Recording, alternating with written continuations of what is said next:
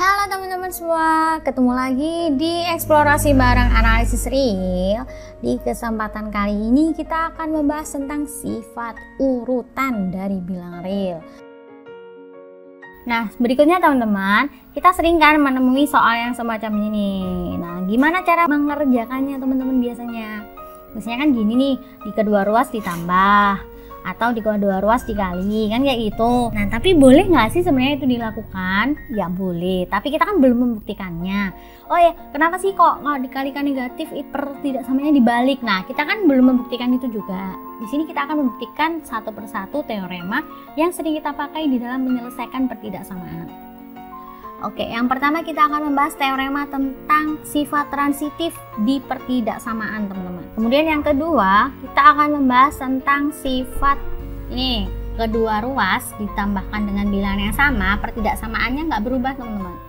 Artinya di sini penjumlahan nggak cuma plus ya, bisa tambah dengan bilangan negatif tuh boleh. Kemudian yang C ini ngomongin tentang kalau kita kalikan dengan bilangan positif di kedua ruas, kalau kita punya pertidaksamaan, maka pertidaksamaannya akan tetap nggak berubah. Atau kayak gini, jika kita punya A lebih dari B dan C nya lebih dari 0, maka CA lebih dari CB, kayak gitu.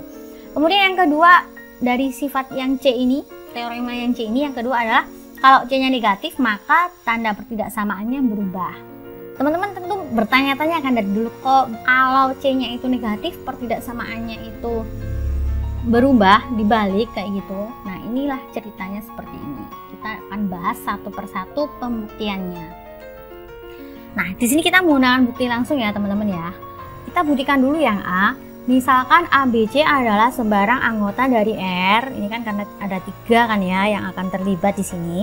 Yang memenuhi pertama adalah A lebih dari B dan B lebih dari C. Itu sebagai P-nya. Artinya apa nih teman-teman? Artinya kalau A lebih dari B, berdasarkan definisi yang di atas tadi, kalau A lebih dari B berarti A dikurangi B itu positif, gitu kan ya. A kurangi B positif. Karena B lebih dari C, artinya apa? Artinya B dikurangi C juga positif.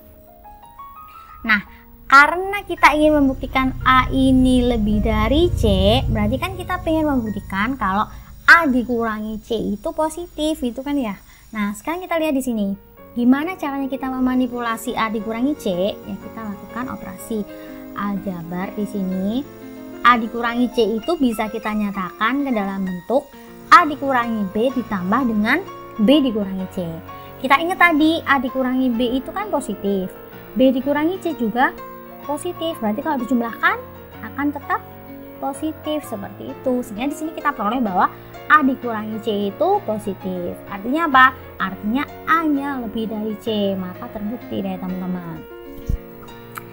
Nah, kita lanjutkan ya. Berarti sifat transitif ini berlaku teman-teman kalau sudah kita buktikan kayak gini. Boleh kita pakai kalau kita menyelesaikan masalah atau menggunakannya di dalam proses pembuktian. Kemudian yang kedua, kita mau buktikan sifat yang B ini. Misalkan nih, kita punya A lebih dari B. Maknanya apa? Maknanya berarti A dikurangi B adalah positif. Sekarang kita lihat di sini, kita mau buktikan ini teman-teman. A ditambah C lebih dari B ditambah C. Maknanya kalau ruas kiri kita kurangi ruas kanan, hasilnya pasti positif. Maunya kita gitu. Nah, berarti kita membawa A ditambah C dikurangi dengan B ditambah C itu kan sama nih dengan A dikurangi B, ternyata anggota P karena dia positif ya. Berarti A plus C ini lebih dari B plus C, kayak gitu teman-teman kesimpulannya. Artinya kalau misalkan kita punya pertidaksamaan, kita jumlahkan di kedua ruas, entah itu bilangan positif, entah itu bilangan negatif, itu boleh dengan tanda yang tidak berubah. Sekarang kita lari ke pembuktian yang C. Kita lihat di sini. Misalkan A lebih dari B dan juga C itu lebih dari 0. Berarti kita lihat di sini.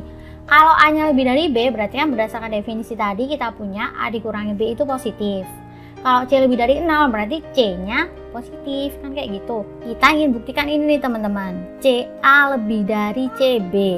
Tujuan kita ini, artinya kita harus menunjukkan kalau CA dikurangi CB itu positif. Nah, kita caranya gimana? Kita coba ke sini ya. CA dikurangi CB itu bisa kita nyatakan sebagai C dikali A kurangi B. Bener kan ya? Nah, C tadi kan positif. A min B nya juga positif. Berarti kalau dikalikan juga positif. Ini berdasarkan aksioma urutan teman-teman. Kemudian bisa kita peroleh bahwa CA dikurangi CB itu ternyata positif. Kalau dia positif artinya apa teman-teman? Artinya CA ini lebih besar dari CB ketika C-nya, ini C ya teman-teman ya, karena C-nya hilang ini ya. Ketika C-nya lebih dari 0, kayak gitu. Sekarang kita ubah, kita balik. Kalau C-nya negatif gimana? Berarti ya kita balik teman-teman. Kalau awalnya itu CA dikurangi CB, maka di sini kita harus balik jadi CB dikurangi CA untuk membuktikannya. Kita lihat di sini. Oke, ketika C-nya itu negatif, maka min C-nya yang positif kan? Berdasarkan ini tadi ya, kalau A-nya itu kurang dari 0, maka min A-nya positif. Sekarang kita lihat di sini, C-nya kurang dari 0, berarti min C-nya positif. Dari sini, sehingga kita peroleh, kita akan buktikan ini tadi, CB dikurangi CA itu pengennya kita positif. Nah, kita lihat di sini. CB dikurangi CA itu sama dengan kita lakukan manipulasi aljabar, kita peroleh min C kali A kurang B. Nah, min C sendiri tadi kan positif nih, udah positif. Nah, A min B nya juga positif, berarti kalau dikalikan juga menghasilkan suatu bilangan yang positif berdasarkan aksioma urutan yang sudah kita punya tadi. Nah, artinya di sini kita peroleh kalau CB ini lebih dari CA ketika C-nya kurang dari 0, atau kata lainnya CA kurang dari CB, sehingga terbukti teman-teman teorema yang C ini. Nah, berarti teorema ini teman-teman, ABC ini bisa kita gunakan sekarang untuk menyelesaikan ketidaksamaan ini.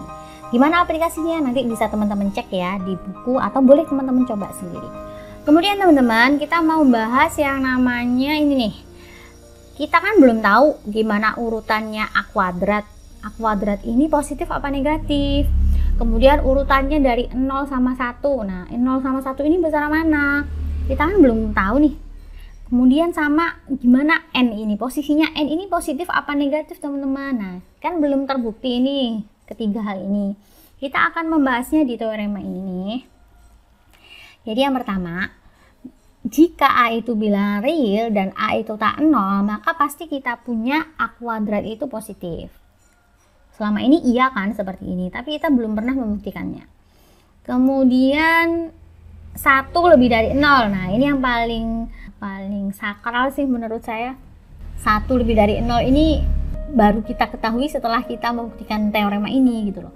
Kemudian yang ketiga, bahwa bilangan asli itu N-nya itu semuanya pasti lebih dari 0. Nah, kita akan buktikan satu persatu teman-teman. Pertama, kita kan punya sifat trikotomi nih. Kalau A itu nggak sama dengan 0, nah berarti pilihannya ada dua teman-teman. A-nya itu positif atau negatif A yang positif, atau kata lainnya A-nya negatif nih yang terakhir ini. Sehingga bisa kita simpulkan kalau kasusnya A itu positif, maka kalau kita kalikan A kali A juga akan tetap positif, itu kan teman-teman ya. Berdasarkan apa? Berdasarkan aksioma urutan yang sudah kita miliki tadi ya ini. Sehingga di sini bisa kita simpulkan bahwa A kuadrat itu positif ketika A-nya positif. Nah, ketika A-nya negatif gimana? Nah, kita cek di sini. Kalau A-nya itu negatif, maka A kuadrat kan sama dengan min A kali min A nih teman-teman. Min A kali min A ini juga positif karena min A-nya positif dikali dengan min A yang positif. Hasilnya juga positif, kayak gitu. Nah, di akhir kita simpulkan bahwa ketika A-nya itu nggak 0, maka A kuadratnya bernilai lebih dari 0. Nah, berikutnya nih, kita akan buktikan kalau 1 lebih dari 0, teman-teman. 1 itu kan bisa kita nyatakan sebagai 1 kali 1 ya. Nah, 1 kali 1 sendiri itu bisa kita tuliskan menjadi 1 kuadrat. Nah, sehingga di sini diperoleh kalau 1 sama dengan 1 kuadrat lebih dari 0, berdasarkan A yang atas ini tadi. Terbukti deh bahwa 1 itu lebih dari 0.